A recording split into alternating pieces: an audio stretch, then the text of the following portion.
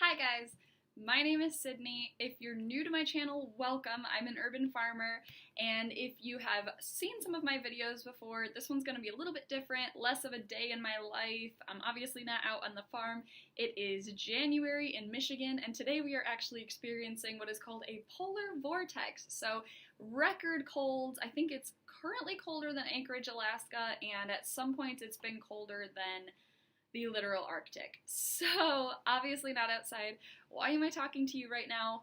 I wanted to let you guys in on a little something that is changing for a couple of reasons. I want to share this with people because I think the journey that farmers go through are also unique and also just really important to let other people in on, let the world know what this journey looks like when you are a farmer, especially a small-scale urban farmer.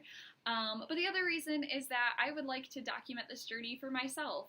So if nobody ever sees these videos, it's still worth it to me because this crazy, crazy life is something that I want to look back on and see how far I've come. So if you're along for the journey, welcome. Hit the subscribe button so that you don't miss out on any of this. And thanks. I really appreciate your support. For those of you who don't know who I am, it might be better for you to go back and watch my video that I kind of laid out my whole story. I think it might be called My Story, how I became an urban farmer. All of that, I don't want to be redundant and kind of rehash that here, so it'll be in one of these corners. I can't figure out directionality. So it'll be up there in a card and also down in the description, but that will be really helpful for you to kind of get an idea of who I am and what I do and how I got here.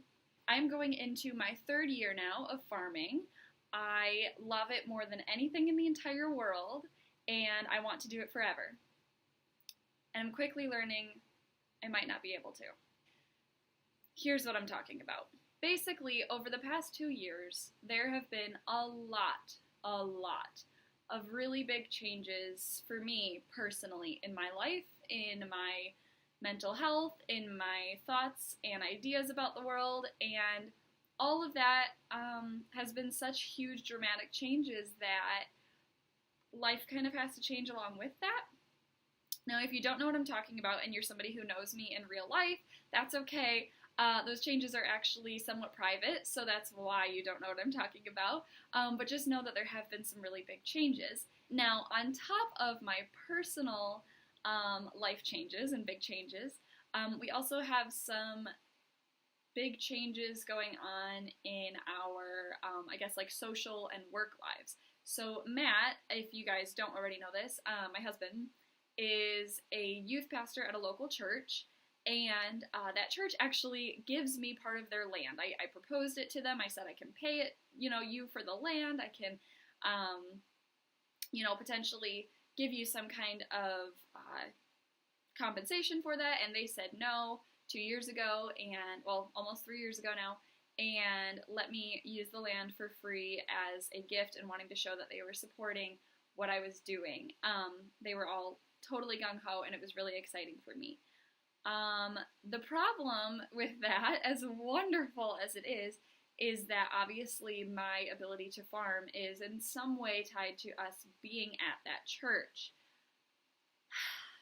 I don't know what it's like in Catholicism or like Episcopalianism or anything like that, but in the Christian Protestant church,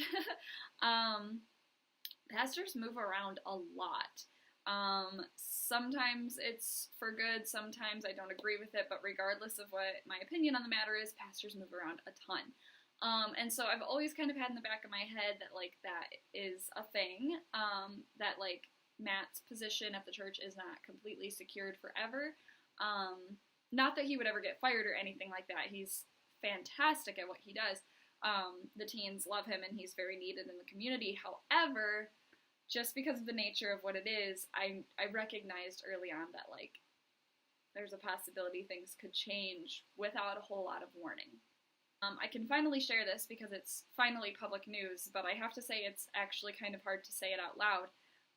Our beloved best friend and the head pastor / technically Matt's boss at the church has resigned. He will be resigning in about a month and a half. A month and a week, something like that. He will be leaving at the end of February, which means that the way that this weird process works is that a new guy comes in. We don't know who that's going to be. I don't really care who it is, other than the fact that this is going to be my husband's new boss, and that could obviously greatly affect what happens at the church, and therefore what happens with my farm.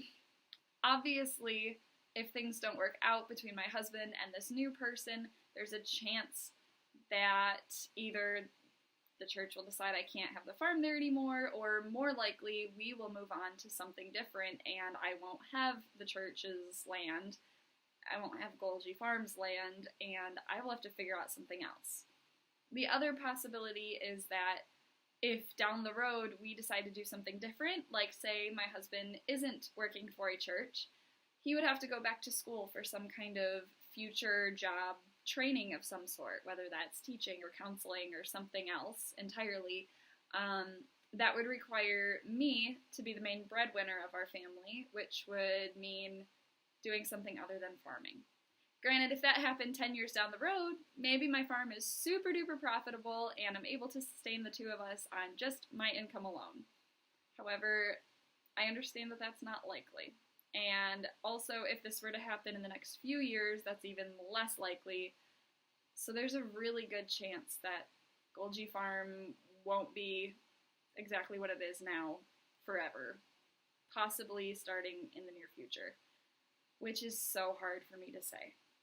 I don't think you can possibly understand the number of sleepless nights, the number of days that I've cried most of the day, the number of times that the tiniest little thought has just triggered so many emotions at the thought of my hard work being for basically nothing, because in the near future there's a very good chance I won't be doing this anymore. It's so hard that I really don't know how to deal with it, to be completely honest.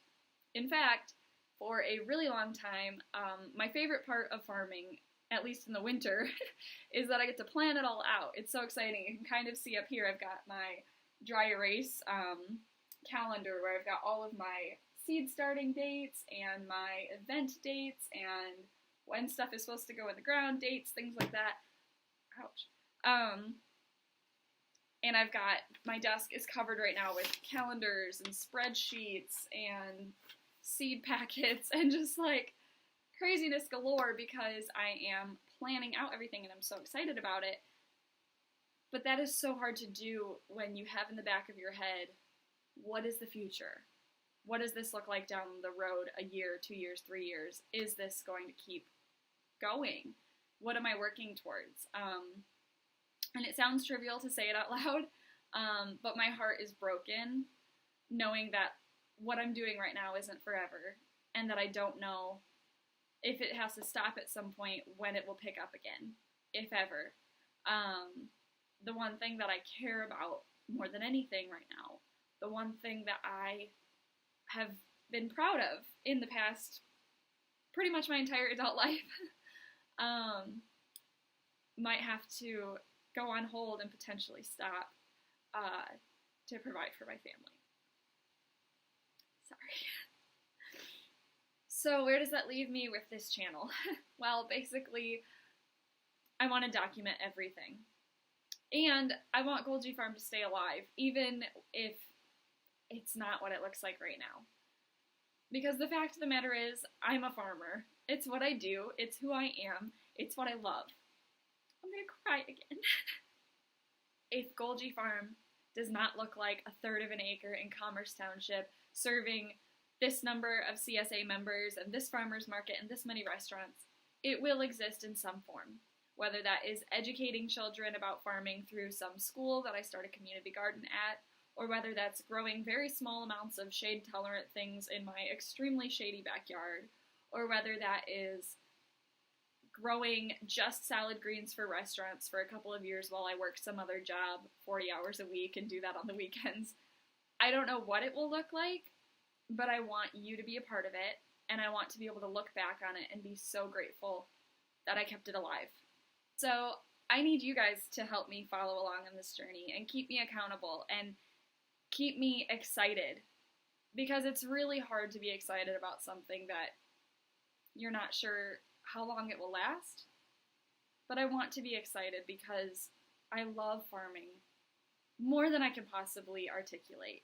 I love it with everything in me. It's one of the few things that I feel that way about, that I feel so passionate about, that I have to keep it alive.